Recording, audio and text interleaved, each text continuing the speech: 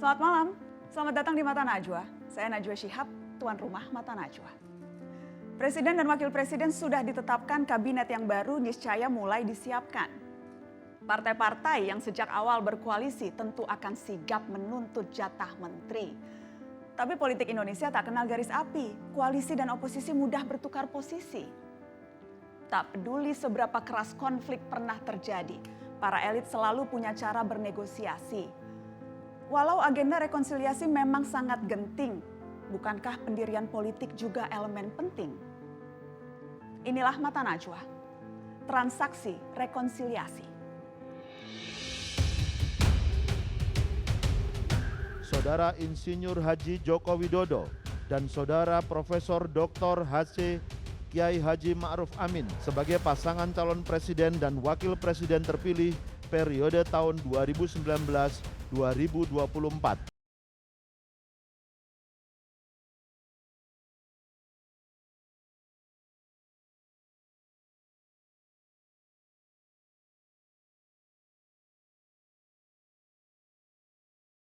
Membangun negara ini.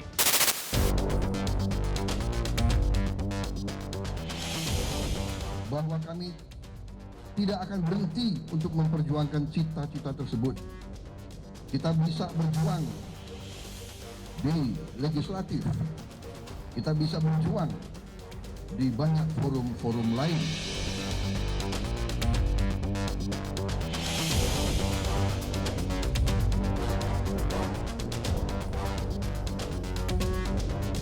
Pak Joko Widodo itu lebih dekat dengan kami. Sebetulnya koalisi pendukung Pak Jokowi itu sudah kegemukan.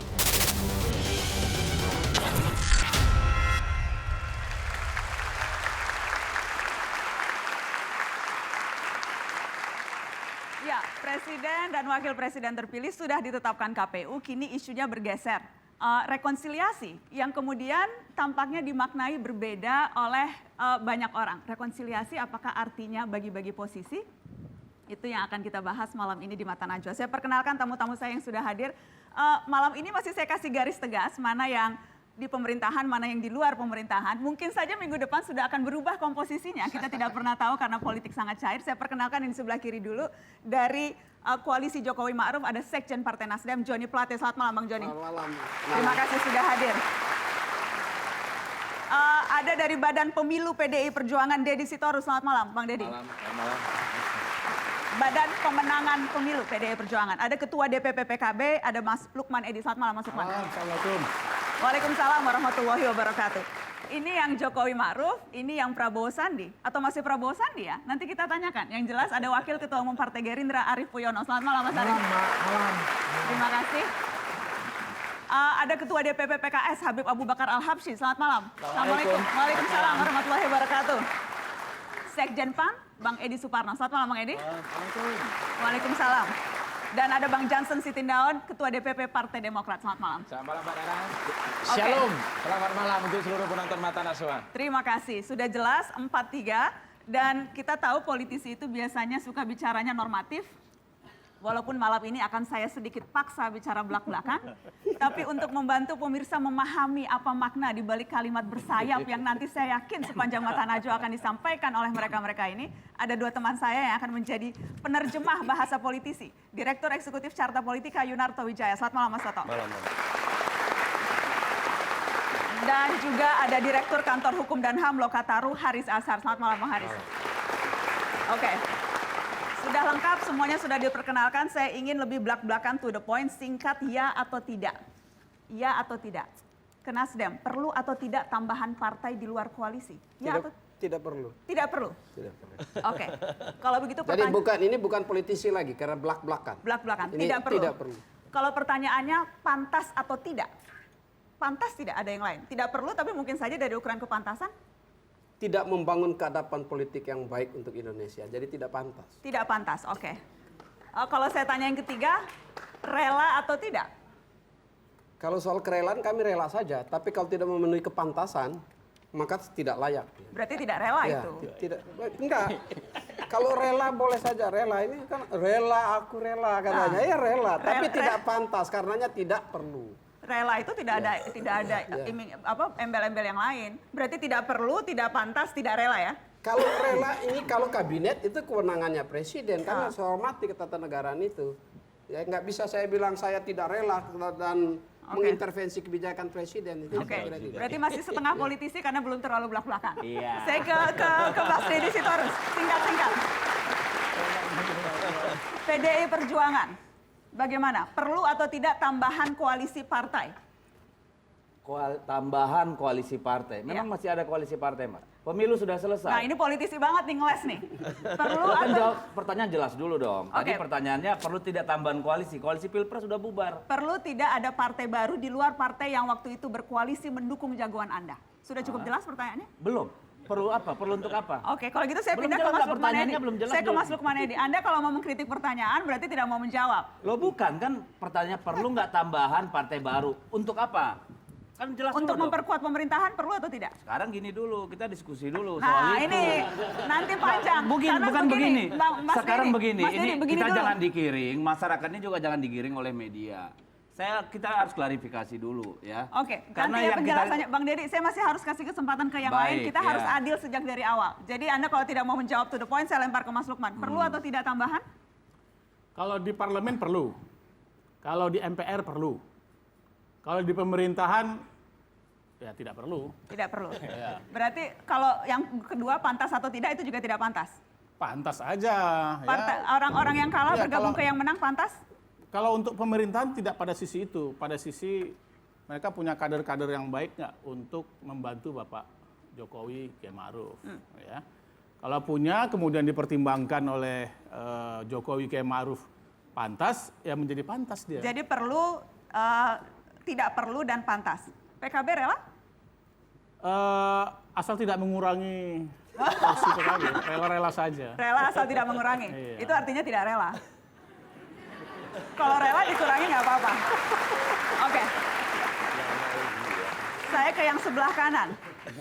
Ini petinggi-petinggi partai, jawabannya pasti saya sudah tahu sih model jawabannya. Akan menunggu Mukernas, akan menunggu Kongres, nanti kita berapat baru menentukan sikap. Tapi kecenderungannya, mau atau tidak? Kalau kami ya itu menunggu Tuh kan. pertemuan antara Pak Ya. Joko Widodo dan Pak Prabowo. Oke. Tapi kami tidak tertutup kemungkinan untuk berkoalisi. Jadi mau? Iya, Mau? Iya, karena Gerindra kan- mau, oke. Oke. Baik, sebelum dilanjutkan. Mau, malu atau tidak? kalau untuk bangsa dan negara, buat apa malu? Tidak malu. Tidak malu kalau kita tempatkan menteri-menteri kita dengan baik, tanpa korupsi, buat apa malu? Ternyata menteri kita banyak memberikan manfaat bagi masyarakat. Jadi sudah sejauh Gerindra mau menawarkan menteri ya? Loh, maksudnya kan kalau koalisi, pastikan Pak Joko Widodo akan menawarkan menteri kepada Gerindra. Jadi mau dan tidak malu. Loh, ngapain malu? Oke, kita kasih tepuk tangan Gerindra se-clear itu. Habib Abu Bakar, Ya. mau atau tidak? Kita kasih kesempatan beliau berkuasa, kita kontrol dari sebelah. Tidak mau jadi? Oh tidak. Tidak mau. Kita kasih kesempatan, duduk baik-baik, kita jadi penyeimbang. Kenapa kita jadi penyeimbang? Kita tahu sepeda itu berjalan kalau pedal kiri dengan pedal kanan itu saling bergerak. Kalau kiri dia bergerak, harus dikontrol dengan kanan. Kalau nggak jalan tuh sepeda. Demokrasi nggak jalan. Kalau dia nggak jalan, jatuh tuh negara. Jadi negara ini perlu orang seperti PKS yang selalu mengontrol. Oh, Anda masih kampanye terus ya? Oh iya dong. Oke. Tegas tidak mau. Tidak mau. Oke. Mas Edi Suparno, bagaimana nasib PAN? Dan tolong jangan dijawab menunggu hasil rakernas ya. Saya akan jawab itu. Parlemen, ya, kita akan berkolaborasi seluas-luasnya di parlemen. Karena saya rasa itu mutlak dan kami menyadari PAN berbeda dengan 2014 perolehan kursi kami di parlemen ini mengalami penurunan. Jadi memang kita mutlak bekerja sama di sana, apalagi isu-isu kedepannya itu memang akan sangat hangat. Oke. Dan saya kira tidak pernah terlepas bahwa partai-partai ini dari dulu kok bekerja sama. Hanya 10 bulan ini memang agak terpisah. Itu karena pilihan politik berbeda. Jadi mau di parlemen? Di parlemen. Di eksekutif, saya lihat ke depannya, beban bangsa ini ke depan ini cukup berat, terutama di sektor ekonomi. Ya. Jadi kalau memang ada keperluan untuk meringankan beban ya dengan melibatkan teman-teman yang lain, saya rasanya tuh bukan hal yang mustahil. Jadi PAN tetapi mau. jangan sekedar menjadi pelengkap, tetapi harus ada value proposition. Kita membawa Oke. nilai. Jadi tambahan mau dan gitu. maunya posisinya yang strategis. Enggak, saya ikut meringankan ya dengan catatan satu lagi bahwa ya harus ada nilai yang kita bawa. Pertanyaannya supaya adil, malu atau tidak? Kenapa? Malu tidak? Kalau untuk kepentingan yang lebih besar, rasanya tidak ada perlu dipermalukan dengan catatan ya, betul-betul ini kita bekerja untuk suatu kepentingan yang jauh lebih besar daripada yang kita lihat di depan mata sekarang. Oke. Demokrat. Bagian paling akhir, jadi harus paling belak-belakan, Bang Jansen. Demokrat mau kan? Sudah kelihatan sekali maunya. Seperti yang disampaikan Bang Joni tadi, ini kan soal hak prerogatif presiden. Jadi sepanjang kemudian Pak Jokowi, presiden kita 5 tahun ke depan, butuh Demokrat dan nyaman dengan Demokrat, ya itu kuncinya, butuh dan nyaman. Dan kita juga nyaman dengan Pak Jokowi, karena ini kan sama seperti hukum perikatan, tit for tat, quid pro quo, something for something. Itu dia. Jadi sepanjang itu terpenuhi, ya tentu kita siap membantu Pak Jokowi. Ya, mau karena jadi. kalau pemerintahan Pak Jokowi ini bagus 5 tahun ke depan, artinya ya yang mendapatkan manfaatnya juga masyarakat Indonesia, bangsa Indonesia secara keseluruhan. Jadi Demokrat mau dan tidak ada rasa malu, walaupun Jansen Sitindaun itu yang paling kencang dulu mengkritik Jokowi.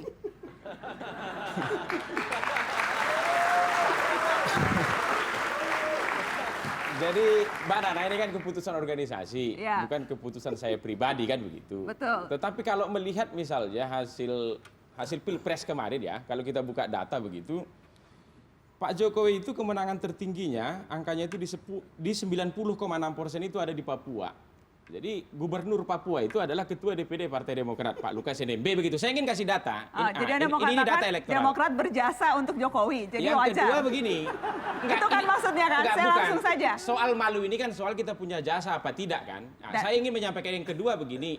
Di Jawa Timur itu, Pak Jokowi pemilu yang lalu cuma menang 1,5 juta Mas Toto. Sekarang ini 8 juta. Yang saya tahu ketua DPD Demokrat di sana namanya Pak Dekarwo.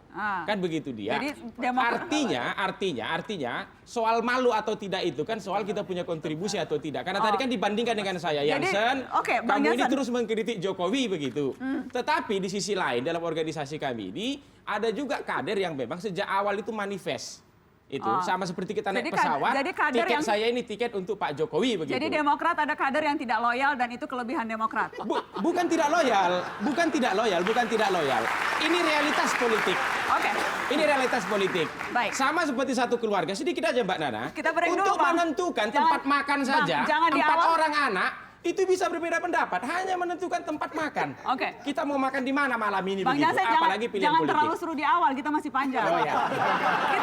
kita sisakan untuk belakang. Kami kembali sesaat lagi. PKS menjelaskan itu kan cuma itu artinya banyak, hanya bersatu kembali dalam artian sebagai negarawan harus tetap punya hubungan baik secara kekeluargaan, seperti itu ya tetap perlu, karena ya kalau tidak nanti juga tetap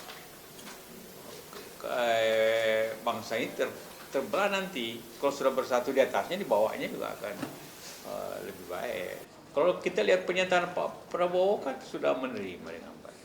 Kalau sudah menerima dengan baik kan mestinya tidak ada soal lagi. Saya kira tunggu waktu aja. Kalau dulu sesuai dengan perolehan kursi di DPR, itu mencerminkan supaya adil ya. Juga mesti ada ukurannya. Kalau tidak ada ukurannya juga susah nanti pengambilan keputusannya gimana. Jadi partai yang paling besar katakanlah PDIP seperti sekarang, maka menterinya paling banyak di kabinet otomatis saja.